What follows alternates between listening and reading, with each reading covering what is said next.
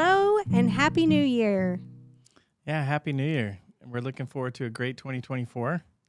And welcome to the KDI Wealth Alchemist podcast, first one of 2024. It is, but not the last. No. Good for everybody. Yeah. So what we thought we'd do is today we talk a little bit about, after the new year, it's really a great time to reassess your financial situation.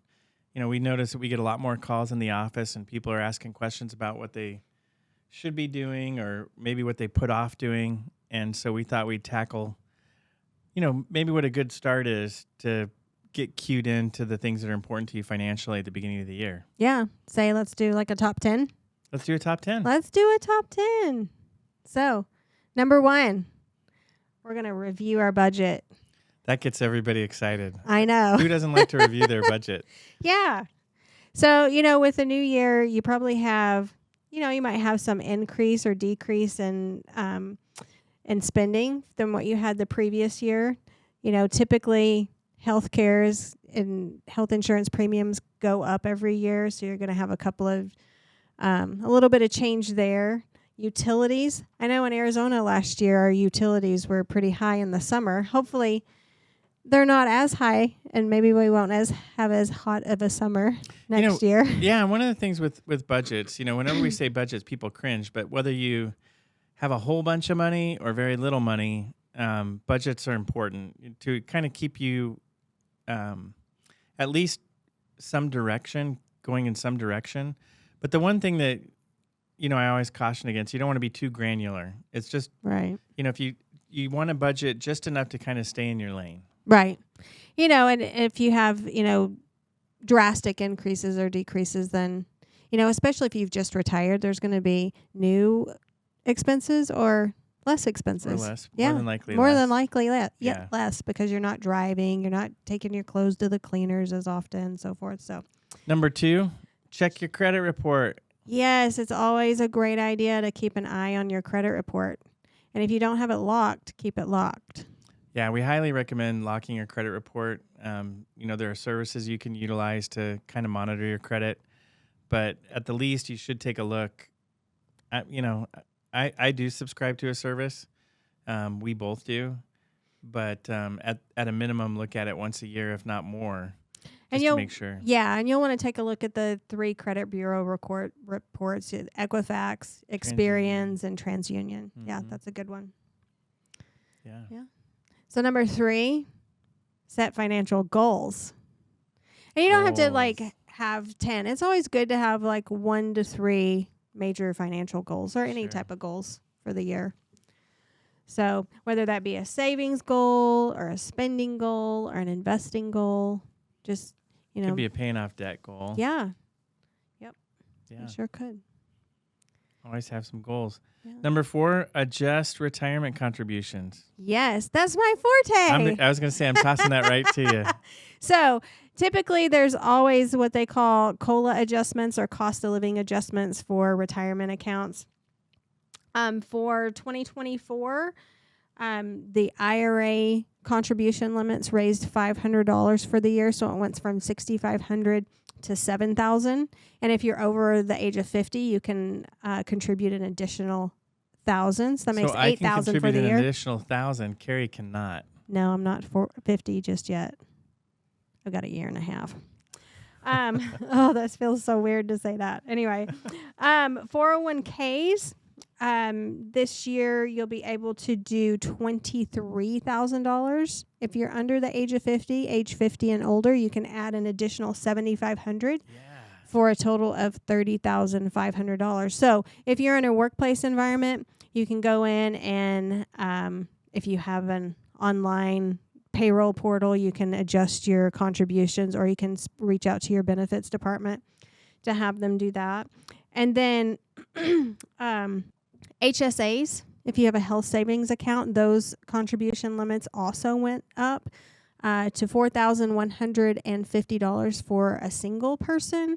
And then for family coverage, it's $8,300. And that was actually up 7%. I was going to say, that's a substantial increase. Yeah, up 7% from the previous year. Take advantage of those deductions and those opportunities to put money back. Yeah, especially, you don't have to use it in that same year. The beautiful thing about HSAs is you can, if you don't spend it, it just keeps accumulating over time, and you can actually use those in retirement. But that's for another day. Depending on what you're invested in. Correct. So. The insurance policies, one of the things that we always suggest you do at least annually. Some of us have insurance people that will reach out to us annually and check on us and see if there's been any changes. A good example, kind of a nightmarish example, were those folks in Colorado where their home values had gone up so much that their insurance coverage was no longer applicable, and they found out the hard way that they had to come out of pocket for some expenses. So check your beneficiaries, check your coverages, life insurance. Have you had a child, or have your circumstances changed? Perhaps you become self-paying ability by virtue of your net worth growing enough that now you can let go of some term policies, things like that. So make sure you're keeping those in check. That's another point that you made. As you're increasing your retirement contributions at your workplace, also check your beneficiaries and make sure they're up to date. Check your beneficiaries, and again, if you're getting employee handbooks with new benefits, make sure you're taking advantage of the ones that are applicable to you. Yeah, and we can always help with that too. We can. Yeah.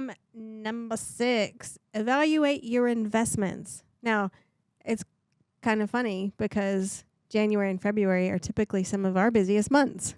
Almost always. Yeah, because that's going to be top of mind. Where are we? How are we going to tackle the new year? And so it's always kind of an exciting time because, even though it's just a cycle, you always feel like you're starting fresh on January 1. That's right. What did somebody say? You can't always change what's happened, but you can start now to change how it ends. Oh, yeah. I don't know who said that, so I'd give credit if I could, but it's just back there in the vault. So again, you can make changes right now that will significantly impact your future, even if what's happened so far hasn't been exactly as planned. Yeah. Number 7, plan for taxes. Ooh. Well, this can be on different arenas. So, if you have had a pay increase, you're going to want to, talk with your accountant or your CPA and see if you need to make withholding adjustments, because you don't want to get to the end of the year and have to owe additional tax because you didn't withhold enough. For like businesses and some, retirees, you need to talk with your accountant or CPA about your estimated taxes. Quarterlies, yeah. So that you can be prepared for that in advance. It's speaking from experience, it's not really that much fun to get to the time when you file your taxes, especially when you've extended, and then find out, your quarterly estimated should have been this much for the whole year, and you have this huge lump sum at the last half of the year. So that's not fun either. Not at all. So, and then, So I think that's it on that one. You can also refinance or consolidate debt. Yes. So let's say, I don't know, maybe a child has a bunch of school loans. You might encourage them to consolidate those school loans. I forget the term when you consolidate them, and you sometimes can lower the interest. I think it's consolidating. Yeah, there's a cooler term. It's Yeah. not coming to mind right away.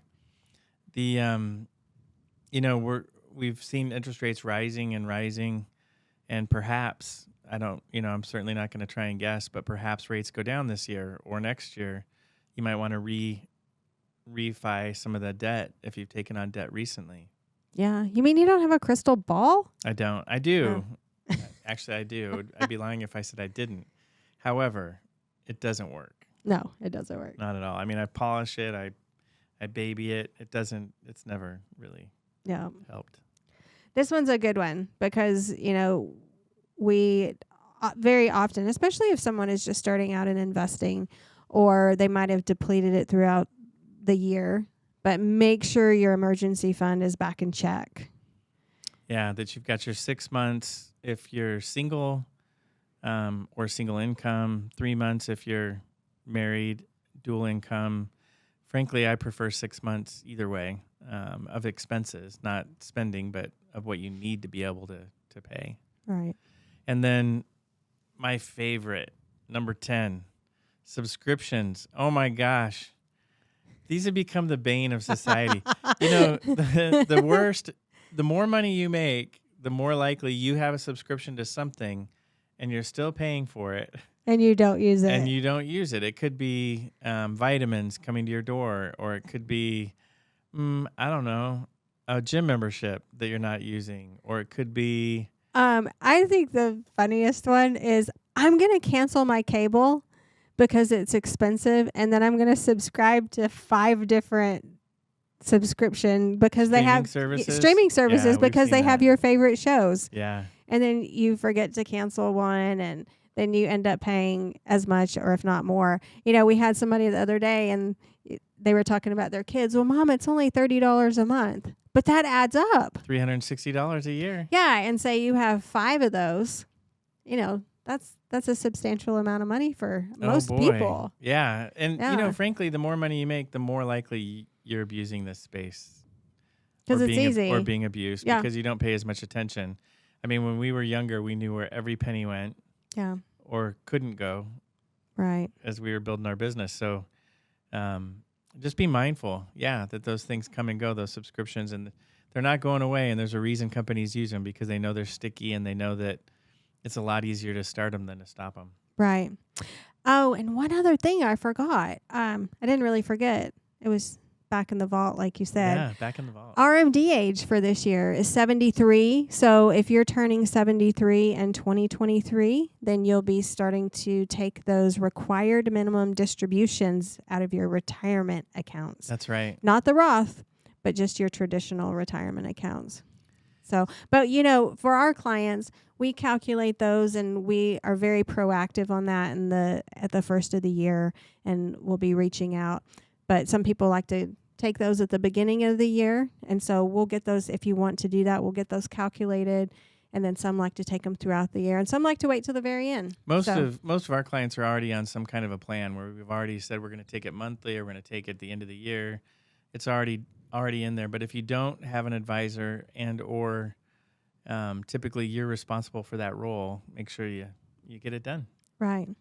And speaking of tax changes that we discussed before, and checking in your plan for taxes, in this month in January, we actually have a guest speaker on one of our webinars.